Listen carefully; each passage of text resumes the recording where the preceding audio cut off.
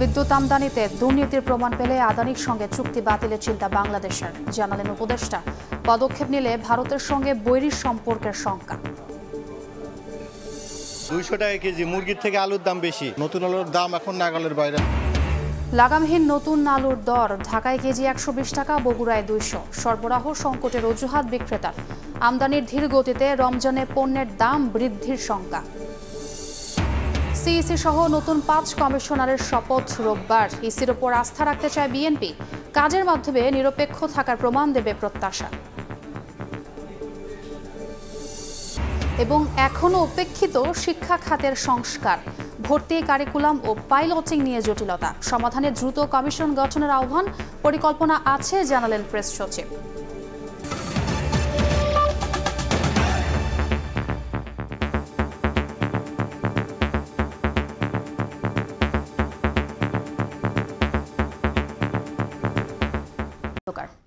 বিদ্যুৎ আমদানিতে গুরুতর দুর্নীতির প্রমাণ পেলে আদানির সঙ্গে চুক্তি বাতিলের পথে হাঁটবে বাংলাদেশ, এমন কঠিন সিদ্ধান্তের কথা জানালেন জ্বালানি উপদেষ্টা ফজলুল কবির খান।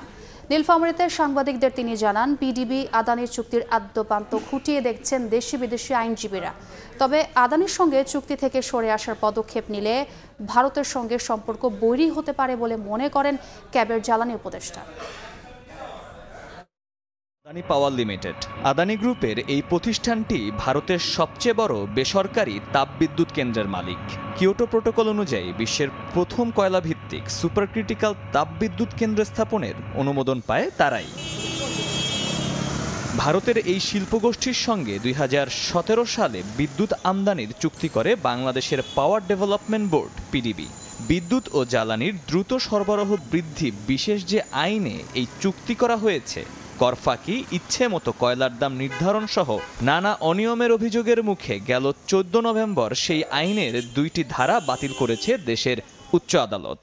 যদি গুরুতর অন্যায় হয়ে থাকে তাহলে এগুলোকে বাতিল করারও আমরা নেব, তো সেই প্রক্রিয়াটা চলমান আছে।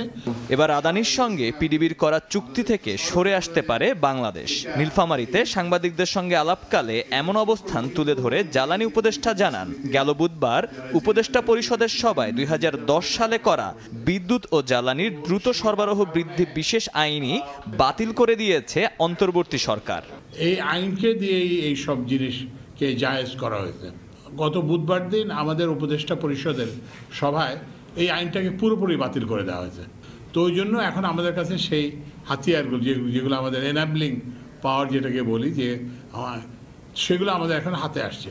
তবে পিডিবি আদানির চুক্তি বাতিল করলে যেন কোনো ঝামেলা না বাড়ে সেজন্য আদ্যোপান্ত খুঁটিয়ে দেখছেন দেশি বিদেশি আইনজীবী। চুক্তি যদি বাতিল করেন তাহলে এটা কিন্তু আদালতে চলে যাবে। তো ওই জন্য আমরা এই চুক্তিগুলোকে এখন দেশি বিদেশি আইনজীবীদেরকে দিয়ে পরীক্ষা করাচ্ছি। আদানির সঙ্গে চুক্তি বাতিল করে ভারতের সঙ্গে সম্পর্ক বৈরী করতে যাবে না বর্তমান অন্তর্বর্তী সরকার, এমন দাবি করে ক্যাবের জ্বালানি উপদেষ্টা বলেছেন, জনগণ চাইলে আদালতের মাধ্যমে মিলতে পারে সহজ সমাধান। আমরা প্রত্যাশা করি না যে সরকার অনেক বড় ধরনের ঝুঁকি নিক বা বড় ধরনের কাজ সরকার জনস্বার্থে করতে পারবে। তো সেই বিবেচনায় আদানির বিদ্যুৎ চুক্তি বাতিল করার ব্যাপারে আমরা সরকারের কাছে কোনো উদ্যোগ প্রত্যাশা করি না। আমরা মনে করি জনগণের তরফ থেকে আমাদের আইনি কাঠামোর আওতায় জনগণই উদ্যোগ নেবে। সম্প্রতি শুল্ক গোয়েন্দা বিভাগের এক তদন্তে জানা গেছে, গেল জুলাই পর্যন্ত আদানির কাছ থেকে বিদ্যুৎ আমদানি করে কর ফাঁকি দেওয়া হয়েছে প্রায় 40 কোটি মার্কিন ডলার। মহির মারুফ, সময় সংবাদ, ঢাকা। ভারতের ধনকুবের গৌতম আদানির প্রতিষ্ঠানের সঙ্গে বিমান ও জ্বালানি খাতের 2টি বড় চুক্তি বাতিল করেছে কেনিয়া। দুর্নীতির বিষয়ে নিশ্চিত প্রমাণ ও বিশ্বাসযোগ্য তথ্য পাওয়া গেলে কঠোর পদক্ষেপ নেওয়ার হুঁশিয়ারও দিয়েছেন দেশটির প্রেসিডেন্ট উইলিয়াম রুটো।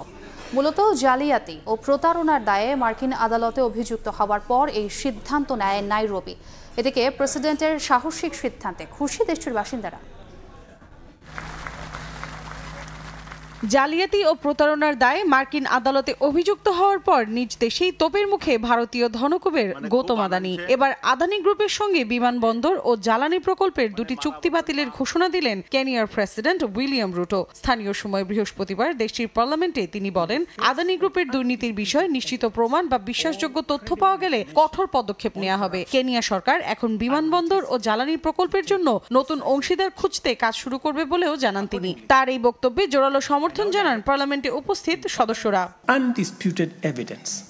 মিত্র দেশগুলো আমাদের কাছে কিছু তথ্য সরবরাহ করেছে, সেগুলোর উপর ভিত্তি করে অবিলম্বে ক্রয়াদেশ বাতিল করতে যোগাযোগ এবং খনিজ ও জ্বালানি মন্ত্রণালয়কে নির্দেশ দেওয়া হয়েছে। কেনিয়ার প্রধান বিমানবন্দরে 185 কোটি মার্কিন ডলার বিনিয়োগের পরিকল্পনা করেছিল আদানি গ্রুপ। 30 বছরের জন্য বিমানবন্দর পরিচালনায় কেনিয়া সরকারের সঙ্গে চুক্তি করে আদানি। এছাড়া বিদ্যুৎ সঞ্চালন লাইন নির্মাণের জন্য জ্বালানি মন্ত্রণালয়ের সঙ্গে 73 কোটি 60 লাখ ডলার মার্কিন ডলারেরও একটি চুক্তি হয়। গত বছর জানুয়ারিতে এক সপ্তাহেই প্রায় 2500 কোটি ডলারের ব্যক্তিগত ধন সম্পদ উধাও হয়ে গেছে আদানির। সে সময় নিউ ইয়র্ক ভিত্তিক প্রতিষ্ঠান হিন্ডেনবার্গ রিসার্চের এক প্রতিবেদন প্রকাশের পর গৌতম আদানির মালিকানাধীন বিভিন্ন কোম্পানির শেয়ারে ধস নামে। প্রতিবেদনে আদানির বাণিজ্যিক প্রতিষ্ঠানের বিরুদ্ধে কর্পোরেট জগতের ইতিহাসে সবচেয়ে বড় ধোঁকাবাজির অভিযোগ ওঠে। তবে অত্যন্ত ক্ষোভের সঙ্গে এই রিপোর্টের প্রতিবাদ জানায় আদানি গ্রুপ। তাদের বিরুদ্ধে আনা অভিযোগও অস্বীকার করে কোম্পানিটি। হিন্ডেনবার্গ রিসার্চের বিরুদ্ধে আইনগত ব্যবস্থা নেওয়ার হুমকি দিয়েছিলেন গৌতম আদানি। মৌসুমী সাথী, সময় সংবাদ। শুল্ক ছাড় কিংবা তদারকি কোনোভাবেই নিয়ন্ত্রণে আসছে না আলুর বাজার। আমদানির পরও বিক্রি হচ্ছে 120 থেকে 150 টাকা কেজি দরে। পণ্যমূল্যের চাপে পিষ্ট ভোক্তারা স্বস্তি চাইলে সরবরাহ সংকটের অজুহাত বিক্রেতাদের। এদিকে ঢাকার চেয়ে কেজিতে 50 টাকা বেশি দামে 200-তে নতুন আলু বিক্রি হচ্ছে বগুড়ায়। ৪৬ টাকার যৌক্তিক মূল্যের পুরান আলু ৭০ থেকে ৮০ টাকায় কিনতে যখন ক্রেতার নাভিশ্বাস, তখন ঢাকার বাজারে নতুন আলু বিক্রি হচ্ছে 120 থেকে 150-তে। 130 টাকা কিনছি নতুন আলু, আর পুরান আলু দেশি আলু কিনছি 100 টাকা কেজি। দাম বাড়তি অনেক বাড়তি দাম, সবই বাড়তেছে। আমরা বলতেছি কম, বলছি একটার দাম কমছে, একটার দাম বাড়ছে, আসলে তা না। 120 টাকা আমার এই বয়সে আলু কোনোদিন কিনি নাই। আমরা ফার্স্ট আমরা কিনি, কি করার পরিস্থিতি শিকার। আমরা দাম বলতেই ভয় পাই সত্যি। যেটা পুরাতন আলু সেটা তো ঘরে রাখা যাচ্ছে না, কিছুদিন পরেই এটা থেকে গাছ বের হয়। এক বছরের বেশি সময় ধরে এই পণ্যের দাম নিয়ন্ত্রণে ব্যর্থ হয়ে সম্প্রতি শুল্ক কমানো হয় আমদানিতে, কিন্তু এর সুফল পাচ্ছেন না ভোক্তা। বিক্রেতারা বলছেন, দেশি জাতের সরবরাহ না বাড়লে স্বস্তি ফেরাতে পারবে না ভারতীয় আলু। পুরান আলু ক্রাইসিস, বিছন নাই, বিছনের প্রভাব, এই কারণে ওই বিছনওয়ালারা পুরান আলু কিনে নিতে আছে, এই কারণে পুরানের একটু দাম বেশি। আলুটার বিষয় হলো ইন্ডিয়ান নতুন আলু, তো এখন একটু দাম বেশি, 130 থেকে 140 টাকা বিক্রি হইতেছে। আমরা তো বেকাদায় মার্কেটিং করতে হয়, কাস্টমার সাথে ঝগড়া করতে হয়। এই আলুটা ইন্ডিয়ার থেকে আসতেছে, আমাদের দেশে আলুটা আসলে অবশ্যই কমবো, এখনো এই বন্ধ এখনো কমে নেয়। আরো বেহাল দশা বগুড়ায়। 1 কেজি নতুন আলুর দাম পড়ছে 160 থেকে 200 টাকা। ক্রেতারা আকাশচুম্বী বললেও বিক্রেতারা বলছেন, গেল বছরের তুলনায় অনেকটাই কম দামে বিক্রি করছেন তারা। 200 টাকা কেজি মুরগির থেকে আলুর দাম বেশি, এটা আমাদের জন্য অনেক কষ্টকর হয়ে যাচ্ছে। নতুন আলুর দাম এখন নাগালের বাইরে, আমাদের পক্ষে এই নতুন আলু কেনা এই পক্ষে সম্ভব নয়। প্রতিবারের তুলনায় এবার কমে আছে।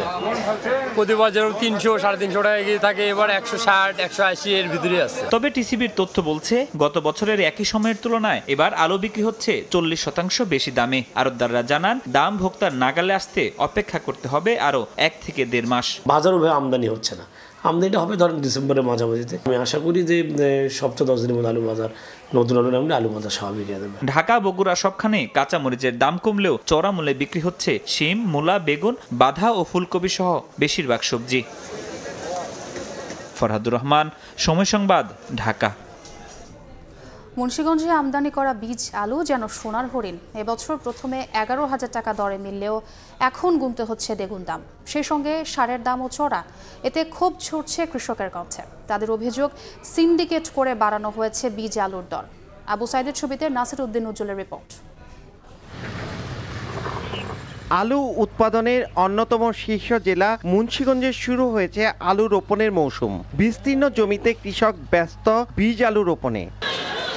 হল্যান্ড থেকে আমদানিকৃত বীজের 50 কেজির প্রতি বাক্স আলু বিক্রি হচ্ছে অন্তত 25,000 টাকায়। গেল বছর একই পরিমাণ বীজ আলুর দাম ছিল 7 থেকে 8,000 টাকা। অভিযোগ উঠেছে বীজ আলুর মতো সারও বিক্রি হচ্ছে সরকার নির্ধারিত দরের চেয়ে বস্তা প্রতি প্রায় 200 টাকা বেশি দরে। কিছুক্ষণ আগে বলছে মানে 14,000 15,000 টাকা, কিন্তু 14,000 15,000 আমরা পাচ্ছি না। সারের দামও সরকারের রেট থেকে 200 টাকা করে বেশি বিক্রি হয়ে যাচ্ছে। 5-6টা হাত বদল হয়েছে, বদল হওয়াতে এক পর্যায়ে গিয়া দেখা গেছে এটা প্রায় 17-18,000 টাকার মতন হয়ে গেছে। পরে আরেকজনের নিচে আবার 21,000 টাকা কিনা। তবে বেশি দরে বিক্রির বিষয়টি গ্রহণযোগ্য নয় বলছে কৃষি বিভাগ। আপনারা সর্বোচ্চ বিক্রয় মূল্য বক্সের গায়ে লিখে দেন, এটার উপরে কোনো দামে বিক্রি হবে না। চলতি মৌসুমে আকাশ পথে 300 মেট্রিক টন এবং নৌপথে 350 মেট্রিক টন বীজ আলু হল্যান্ড থেকে আমদানি করা হয়। বীজের চড়া মূল্যের কারণে কৃষকের এখন নাবিশ্বাস অবস্থা। মুন্সিগঞ্জের টর্কি থেকে নাসির উদ্দিন উজ্জ্বল, সময় সংবাদ। এদিকে রমজান সামনে রেখে সরকারের পক্ষ থেকে ব্যাপক প্রস্তুতির কথা শোনা গেলেও আমদানির তথ্য বলছে ভিন্ন কথা। ছোলা ছাড়া অন্য কোনো পণ্য আমদানির জন্য ঋণপত্র খোলা ও নিষ্পত্তির হার কমেছে। আমদানিকারকরা জানাচ্ছেন উচ্চ মূল্যের বাজারে রোজায় দরকারি পণ্য কিনতে শুল্ক করের বাড়তি বোঝা টানতে হবে ভোক্তাকে। অর্থনীতিবিদরা বলছেন মার্চে শুরু হতে যাওয়া রমজানের জন্য আমদানি বাড়ানোর সময় এখনই, না হলে ব্যবস্থাপনাগত দুর্বলতায় পণ্যের দাম আরও বাড়তে পারে। বছরব্যাপী দেশে ছোলার চাহিদা কম বেশি 2 লাখ মেট্রিক টন, যার অর্ধেকই প্রয়োজন পড়ে রমজানে। কেন্দ্রীয় ব্যাংকের তথ্য, গেল বছর জুলাই অক্টোবর 4 মাসে 63,973 মেট্রিক টন ছোলা আমদানির জন্য ঋণপত্র বা এলসি খুলেছেন ব্যবসায়ীরা, যা গত বছরের একই সময়ের তুলনায় 215% বেশি। একই সময়ে 13,253 মেট্রিক টন ছোলা আমদানির জন্য এলসি নিষ্পত্তি হয়েছে। গত বছর এ সময়ে 49% কম হয়েছিল। পণ্য যদি আপনি সস্তা যদি হতো, আমাদের মতো মধ্যবিত্ত যারা আছে না, তারা কিছুটা চলতে পারতো। সবসময় তো দাম বেড়েই যাচ্ছে, কমার তো কোনো দেখতেছি না। সমস্ত জিনিসের দাম বেশি ভাই, আমরা দোকানদার তো পাগলে দিতেছি, কাস্টমারের সাথে আমরা পাগলে দিতেছি। পর্যাপ্ত পরিমাণ সরকার এলসি অনুমতি দিবে, তখন পর্যায়ক্রমে বাজার কমবে। ট্যারিফ কমিশনের হিসেব, বছর জুড়ে খেজুরের চাহিদা প্রায় 1 লাখ মেট্রিক টন হলেও রমজানেই লাগে 60 থেকে 70 হাজার মেট্রিক টন। এই পণ্য আমদানিতে এখন পর্যন্ত ভালো কোনো বার্তা নেই। বছর ব্যবধানে গেল অক্টোবর পর্যন্ত 4 মাসে খেজুর আমদানিতে এলসি খোলা কমেছে প্রায় 29%, নিষ্পত্তিও কমেছে 69%-এর কাছাকাছি। এলসি আমাদেরকে দিত না, এখন তো আমরা এলসি আমরা যখন চাই তখনই আমাদেরকে এলসি দেয়। গতবারের থেকে এই বছর ডলারের প্রাইস বেশি, সেক্ষেত্রে কস্টিং বেশি পড়বে, তার মানে ভোক্তা সাধারণ সেটার ব্যয় ভার নিতে হবে। ইফতারের আরেক অনুষঙ্গ পেঁয়াজু বানাতে রমজানে পেঁয়াজের চাহিদাও বাড়ে, অথচ গেল অর্থ বছরের প্রথম 4 মাসে পণ্যটি আমদানিতেও এলসি খোলা ও নিষ্পত্তি কমেছে যথাক্রমে 37 থেকে 65%। বিশ্লেষকরা বলছেন সরবরাহ বাড়াতে না পারলে ভোক্তা ভোগান্তি বাড়বে। রমজানের সময় পার্টিকুলার কয়েকটা পণ্যের ক্ষেত্রেই আমাদের চাহিদাটা বেশি বাড়ে। আমদানিকারকদেরকে কিছুটা আমার মনে হয় যে উৎসাহিত করা, প্রণোদিত করারও প্রয়োজন পড়বে, যাতে করে তারা সময় মতো এই আমদানিটা এনে আমাদের স্টকে রাখতে পারেন এবং সময় মতো রিলিজ করতে পারেন। বাংলাদেশ ব্যাংকের তথ্য, গত বছর জুলাই অক্টোবরে আলু আমদানির কোনো এলসি খোলা না হলেও এবার এ সময়ে 4,906 মেট্রিক টনের এলসি খুলেছেন ব্যবসায়ীরা। জিনাতারা জশুয়া, সময় সংবাদ, ঢাকা। অন্য প্রসঙ্গ, অভ্যুত্থানে হত্যায় দায়ীদের বিচার হওয়ার পর আওয়ামী লীগকে নির্বাচনে স্বাগত জানানো হবে বলে জানিয়েছেন প্রধান উপদেষ্টা ডক্টর মোহাম্মদ ইউনূস। যুক্তরাষ্ট্রভিত্তিক টাইমস ম্যাগাজিনকে দেয়া সাক্ষাৎকারে তিনি কথা বলেন। বৃহস্পতিবার প্রকাশিত প্রতিবেদনে প্রধান উপদেষ্টা বলেন, নির্বাচনে অংশগ্রহণের ক্ষেত্রে অন্য যে কারো মতো তারাও স্বাধীন, সবাই সুষ্ঠু বিচার পাবেন বলেও জানান ডক্টর ইউনূস। গণ অভ্যুত্থানের মুখে 5ই আগস্ট সাবেক প্রধানমন্ত্রী শেখ হাসিনা দেশ ছেড়ে পালালে 2 দিন পর নোবেল বিজয়ী অর্থনীতিবিদ ডক্টর মোহাম্মদ ইউনূস অন্তর্বর্তী সরকারের প্রধান হিসেবে দায়িত্ব নেন। এরপর থেকে বিভিন্ন হত্যা মামলায় ধরা পড়তে থাকেন আওয়ামী লীগ সরকারের সাবেক মন্ত্রী, এমপি ও আমলারা। এবার যুক্তরাষ্ট্র ভিত্তিক টাইমস ম্যাগাজিনকে দেয়া সাক্ষাৎকারে আওয়ামী লীগের রাজনীতি নিয়ে কথা বললেন প্রধান উপদেষ্টা ডক্টর মোহাম্মদ ইউনূস। বৃহস্পতিবার প্রকাশিত প্রতিবেদনে তিনি বলেন, দায়ী ব্যক্তিদের বিচার হওয়ার পর আওয়ামী লীগকে নির্বাচনে স্বাগত জানানো হবে। নির্বাচনে অংশগ্রহণের ক্ষেত্রে যে কারো মতো তারাও স্বাধীন। রাজনৈতিকভাবে দলটিকে মোকাবিলা করা হবে। এ সময় নির্বাচন নিয়ে তাড়াহুড়ো করতে চান না জানিয়ে প্রধান উপদেষ্টা বলেন, এখনও নির্বাচনের কোনো তারিখ দেওয়া সম্ভব হয়নি। একই সঙ্গে প্রধান উপদেষ্টা দেশের প্রেক্ষাপটে শিক্ষার্থীদের ভূমিকা নিয়ে বলেন, তরুণদের ধ্যান ধারণা উচ্চাকাঙ্ক্ষাপূর্ণ। তারা এ অভ্যুত্থানের মাধ্যমে নিজেদের ভবিষ্যৎ চিত্রিত করেছে। বাংলাদেশ আগে যা দেখেছে তার থেকে অনেক বড় কিছু করেছে তরুণরা। প্রতিবেদনে বলা হয়, বাংলাদেশের সবচেয়ে পুরনো রাজনৈতিক দল আওয়ামী লীগের অংশগ্রহণ ছাড়া সত্যিকার জাতীয় ঐকমত্য সম্ভব নাও হতে পারে। নাদিম মারজান, সময় সংবাদ। গৃহায়ন ও গণপূর্ত উপদেষ্টা আদিলুর রহমান খান বলেছেন, বারবার ফ্যাসিবাদ ফিরে আসে, তাদের প্রতিহত করতে হবে। সকালে ঢাকা বিশ্ববিদ্যালয়ে আন্তঃবিশ্ববিদ্যালয় বিতর্ক প্রতিযোগিতার উদ্বোধনী অনুষ্ঠানে তিনি বলেন, ফ্যাসিবাদ শেষ হলেও সংগ্রাম এখনো শেষ হয়নি। এ সময় তিনি জানান, সংস্কারের জন্য গঠিত 11 কমিশনে তরুণদের সম্পৃক্ত করার বিষয়ে ভাবছে অন্তর্বর্তী সরকার। পারসিকিউটেড সিভিল সোসাইটি এবং ফ্যাসিস্টদের সহযোগী সিভিল সোসাইটি এই নিয়ে আমরা অবস্থান করেছি এবং সেটার মধ্যে দিয়েই যখন গুম হয়ে যাওয়া, বন্দী হয়ে যাওয়া এবং আমাদের সাথীদের নির্যাতনে থাকা, এই প্রসঙ্গগুলো দেখতে হয়েছে। আপনারা সেইটার অবসান ঘটিয়েছেন এই জুলাই গণঅভ্যুত্থান বা বিপ্লবের মাধ্যমে। বাংলাদেশের ফ্যাসিবাদের পতন হলেও কিন্তু সংগ্রাম শেষ হয়ে যায় না, তার এলিমেন্টসগুলো বজায় থাকে, যেটাকে উচ্ছেদ করতে হয়। ঢাকা উত্তর সিটি কর্পোরেশনের সাবেক মেয়র আতিকুল ইসলামকে 5 দিনের রিমান্ড শেষে কারাগারে পাঠানোর আদেশ দিয়েছেন ঢাকার সিএমএম আদালত। শুক্রবার দুপুরে উত্তরা পূর্ব থানার বকুল হত্যা মামলায় আতিককে রিমান্ড শেষে আদালতে আনা হলে এই আদেশ দেন বিচারক। এদিন যাত্রাবাড়ী থানার হত্যা মামলায় সাবেক অতিরিক্ত পুলিশ সুপার আলেপ উদ্দিন এবং র্যাবের সাবেক কোম্পানি কমান্ডার মহিউদ্দিন ফারুকীকে 2 দিনের রিমান্ড শেষে আদালতে আনা হয়। জিজ্ঞাসাবাদে আসামিদের কাছ থেকে গুরুত্বপূর্ণ তথ্য পাওয়ার কথা জানিয়ে তাদের জেল হাজতে আটক রাখার আবেদন করে পুলিশ। পরে আবেদন মঞ্জুর করেন বিচারক। প্রধান নির্বাচন কমিশনার এএমএম নাসির উদ্দিনের নেতৃত্বাধীন সব গঠিত নির্বাচন কমিশন শপথ রোববার। প্রধান বিচারপতি সৈয়দ রেফাত আহমেদ সুপ্রিম কোর্ট জাজেস লাউঞ্জে রোববার দুপুর 1:30টায় এই শপথ পাঠ করাবেন। এর আগে বৃহস্পতিবার সাবেক অতিরিক্ত সচিব আনোয়ারুল ইসলাম সরকার, সাবেক জেলা ও দায়রা জজ আব্দুর রহমানেল মাসুদ, সাবেক যুগ্ম সচিব বেগম তহমিদা আহমদ এবং অবসরপ্রাপ্ত ব্রিগেডিয়ার জেনারেল আবুল ফজল মোহাম্মদ সানাউল্লাহ নতুন কমিশনে নির্বাচন কমিশনার হিসেবে নিয়োগ দিয়ে প্রজ্ঞাপন জারি করা হয়। সার্চ কমিটির প্রস্তাব করা নামের তালিকা থেকে রাষ্ট্রপতি এই 5 জনকে প্রধান নির্বাচন কমিশনার এবং নির্বাচন কমিশনার হিসেবে বেছে নেন।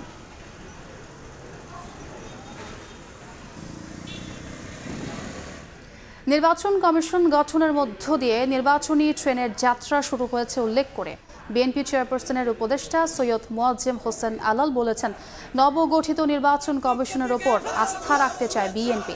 সকালে জাতীয়তাবাদী প্রচার দলের 13তম প্রতিষ্ঠাবার্ষিকী উপলক্ষে বিএনপির প্রতিষ্ঠাতা সাবেক রাষ্ট্রপতি জিয়াউর রহমানের সমাধিতে শ্রদ্ধা নিবেদন শেষে তিনি কথা বলেন। নবগঠিত নির্বাচন কমিশন কাজের মাধ্যমে তাদের সক্ষমতা প্রমাণ করবে বলেও প্রত্যাশা বিএনপির। সংস্কার কাজ দ্রুত শেষ করে নির্বাচন দেওয়ার আহ্বানও জানান মোয়াজ্জেম হোসেন আলাল।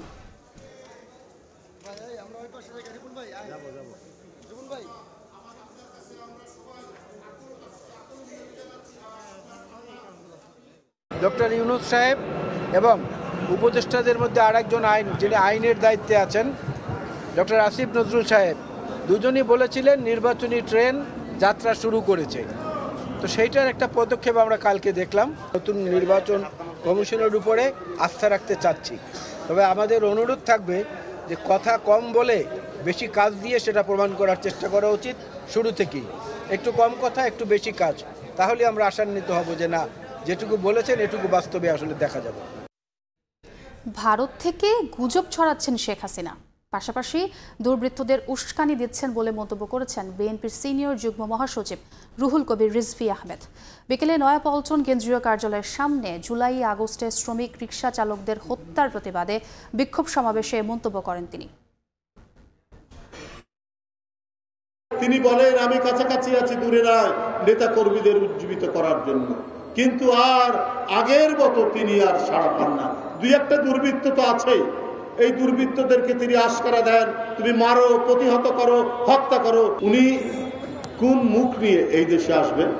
আপনার অপকর্ম, আপনার অপকীর্তি, আপনার ঘাতকের যে নিষ্ঠুর চেহারা 15 বছর ধরে বাংলাদেশের জনগণ দেখেছে। নতুন নির্বাচন কমিশন গঠন করায় সন্তুষ্টি প্রকাশ করেছে ইসলামী আন্দোলন বাংলাদেশ। দুপুরে রাজধানীর পুরানা পল্টনে সংবাদ সম্মেলনে দলটির মহাসচিব হাফেজ মাওলানা ইউনুস আহমদ বলেন, দলীয় নিয়োগ নীতি থেকে বেরিয়ে নিরপেক্ষ কমিশন গঠন করায় আশাবাদী ইসলামী আন্দোলন। যে নির্বাচন কমিশন গঠন হয়েছিল দলীয়ভাবে, এবার যেহেতু নিরপেক্ষভাবে গঠন হয়েছে, এবার আশা করা যায় একটা পরিবর্তন আসবে এবং বড় পরিবর্তন আসবে। যদি সফলতার প্রমাণ দেখাতে পারে ইসলামী আন্দোলন বাংলাদেশ পক্ষের থেকে আমরা পুরোপুরি সহযোগিতা করব। যে আইনগুলো মানুষের মধ্যে হতাশা বৃদ্ধি করবে, নির্বাচন ব্যবস্থা বিঘ্নিত হবে, সেখানে একটা সংস্কার আসতেই পারে, আসতে ভালো হয়। 4 দিনের সফরে মার্কিন প্রশাসনের একটি প্রতিনিধি দল এখন ঢাকায়। সকালে ঢাকায় পৌঁছানো দলের নেতৃত্বে রয়েছেন যুক্তরাষ্ট্রের আন্তর্জাতিক শ্রম বিষয়ক বিশেষ প্রতিনিধি কেলি এম ফে রোজরিগেজ এবং শ্রম বিভাগের পক্ষে ডেপুটি আন্ডার সেক্রেটারি থিয়ালি। 4 দিনের সফরে শ্রমিক অধিকার সংগঠন, শ্রম বিষয়ক সরকারি পক্ষ ও পোশাক শিল্পের মালিক পক্ষের সঙ্গে সাক্ষাৎ করবেন তারা। এই সফরে আন্তর্জাতিকভাবে স্বীকৃত শ্রমের মান, সেই সঙ্গে টেকসই প্রবৃদ্ধি এবং উন্নয়ন ও অগ্রগতির প্রতি মার্কিন যুক্তরাষ্ট্রের অঙ্গীকারের ওপর জোর দেয়া হবে বলে জানা গেছে।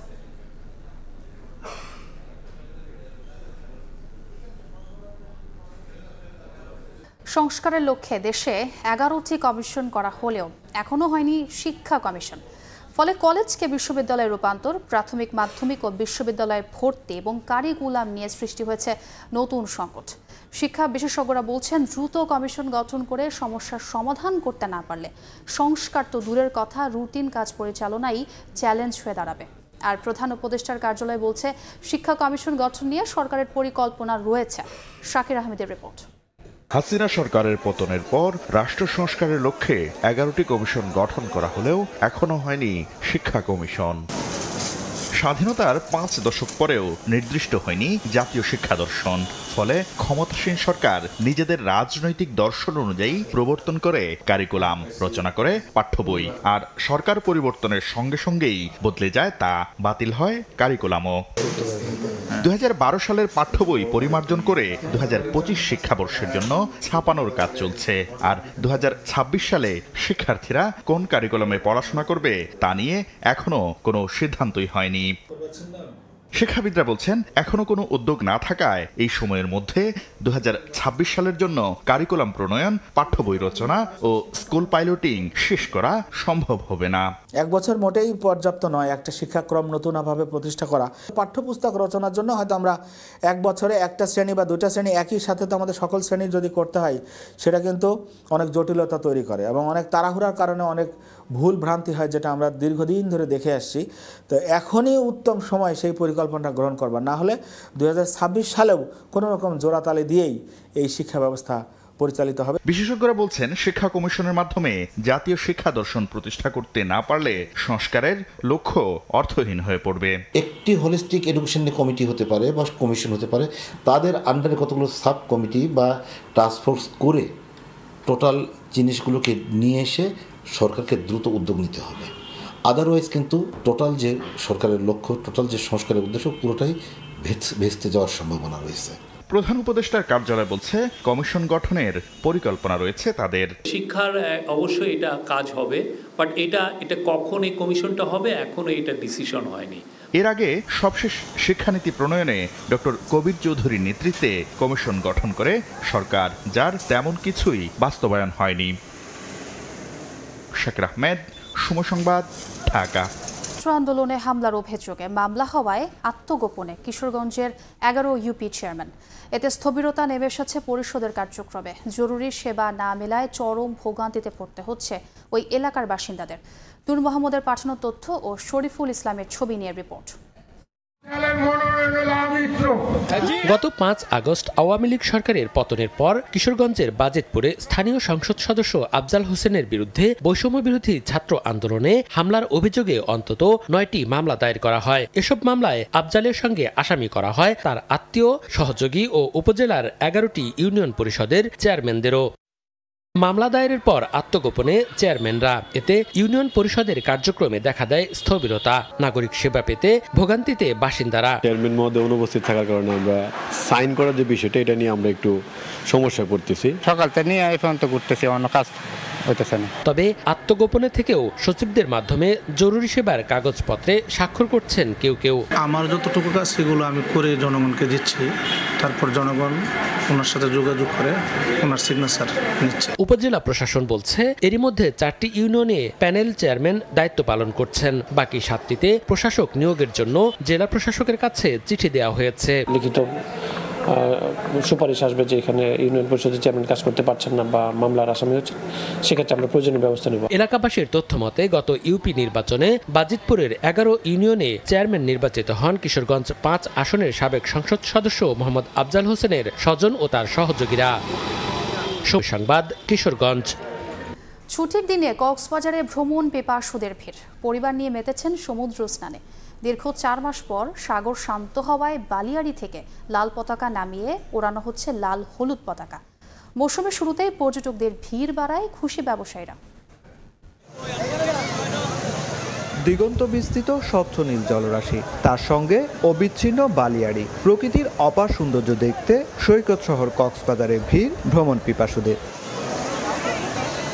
পর্যটন মৌসুমের সাপ্তাহিক ছুটির দিনে যান্ত্রিক জীবনের অবসাদ কাটাতে ছুটে আসা মানুষের ঢলে সাগরটির রূপ নেয় জনসমুদ্রে। এই প্রথম ওয়াটার বাইকে উঠলাম কক্সবাজারে, অনুভূতিটা খুব ভালো ছিল। আমার সমুদ্র এমনি অনেক ভালো লাগে, আর আমি বারবার আসতে চাই সমুদ্রে। সেটা যে শুধু শীতের সময় তা না, শীত ছাড়াও আসতে চাই। পরিবারের সাথে সবসময় এরকম ফ্রি টাইম বা এরকম আনন্দ মুহূর্তগুলো আমরা শেয়ার করতে পারি না। ঢাকার ভিতরে যদি শীত থাকে, কক্সবাজারে সেই শীতটা থাকে না। বেসিক্যালি আমার ছেলের উদ্দেশ্যে আসা, ওর ফার্স্ট টাইম কক্সবাজার ভ্রমণ।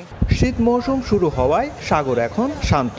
সাগরে পর্যটকদের গোসলে নামতে নিষেধের লাল পতাকা নামিয়ে উড়ানো হচ্ছে লাল হলুদের নিশানা। যে গর্তগুলো ছিল এগুলো আস্তে আস্তে ভরাট হচ্ছে এবং সাগর উত্তাল যে ছিল সেটা এখন কমে গিয়েছে, যার কারণে আমরা এখন আবার আগের মতো পর্যটকদের জন্য একটি সেফ জোন সিলেক্ট করে সেখানে লাল হলুদ পতাকা দিয়ে রেখেছি, যেটা আন্তর্জাতিক নিয়ম। আমাদের টুরিস্ট পুলিশ সবসময় নিরাপত্তায় নিয়োজিত থাকেন। নোনা জলের সমুদ্র স্নানের পাশাপাশি পর্যটকরা ঘুরছেন মেরিন ড্রাইভ, পাতুয়ার টেক, ইনানি, লাল কাঁকড়ার বীচ ও হিমছড়ির সুউচ্চ পাহাড়ে।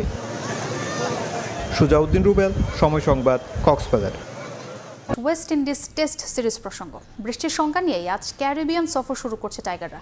অ্যান্টিগায় 2 ম্যাচ সিরিজের প্রথম টেস্টে মুখোমুখি হবে বাংলাদেশ ওয়েস্ট ইন্ডিজ।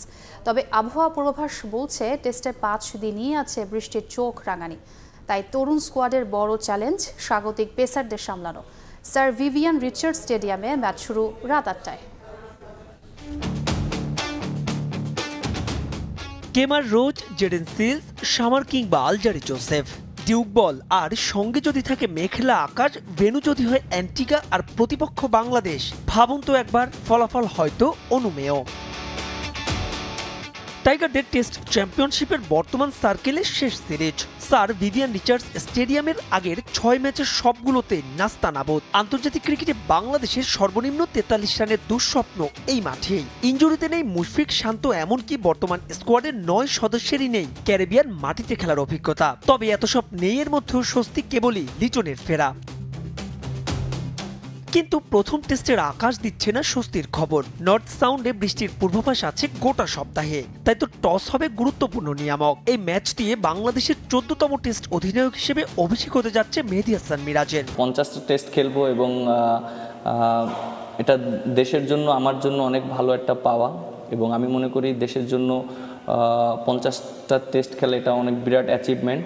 মুশফিকের ইনজুরিতে টাইগার একাদশে ফিরতে পারেন শাহাদাত হোসেন দীপু। লোয়ার মিডল অর্ডারে দেখা যেতে পারে জাকের আলী অনিককে। 2014 সালে মুশির পর ক্যারিবীয় দ্বীপপুঞ্জে আর শতকের দেখা পায়নি কোনো বাংলাদেশের ব্যাটসম্যান। সেই গেরো খোলার এবার চ্যালেঞ্জ থাকবে মুমিনুল জাকির জয়দের। ডিউক বলে টাইগারদের পেস সেন্সেশন নাহিদ রানাকে দেখার অপেক্ষা। হাসান মাহমুদ তো দলের অটো চয়েস। নিজেদের সবশেষ 11 ম্যাচে মোটে 1 জয় ক্যারিবিয়ানদের। ঘরের মাঠে গেল 2 বছর তারা জিততে পারেনি কোনো টেস্ট। তবে এসব পরিসংখ্যান ম্লান হয়ে যায় প্রতিপক্ষ হিসেবে বাংলাদেশকে পেলে। এ পর্যন্ত দুদলের 20 দেখায় 14 জয়ে স্পষ্টতই ওয়েস্ট ইন্ডিজের আধিপত্য। তবে সেই পরিসংখ্যান এবার কিছুটা হলেও কি পাল্টাতে পারবেন মিরাজরা? মাহবুব রিমন, সময় সংবাদ। এ পর্যায়ে শীর্ষ সংবাদগুলো জানিয়ে দিচ্ছি আরেকবার। বিদ্যুৎ আমদানিতে দুর্নীতির প্রমাণ পেলে আদানির সঙ্গে চুক্তি বাতিলের চিন্তা বাংলাদেশের, জানালেন উপদেষ্টা। পদক্ষেপ নিলে ভারতের সঙ্গে বৈরী সম্পর্কের শঙ্কা। 200 টাকা কেজি মুরগির থেকে আলুর দাম বেশি, নতুন আলুর দাম এখন নাগালের বাইরে। লাগামহীন নতুন আলুর দর, ঢাকায় কেজি 120 টাকা, বগুড়ায় 200। সরবরাহ সংকটের অজুহাত বিক্রেতার। আমদানির ধীর গতিতে রমজানে পণ্যের দাম বৃদ্ধির শঙ্কা। এবং সিইসি সহ নতুন 5 কমিশনারের শপথ রোববার। ইসির ওপর আস্থা রাখতে চায় বিএনপি, কাজের মাধ্যমে নিরপেক্ষ থাকার প্রমাণ দেবে প্রত্যাশা।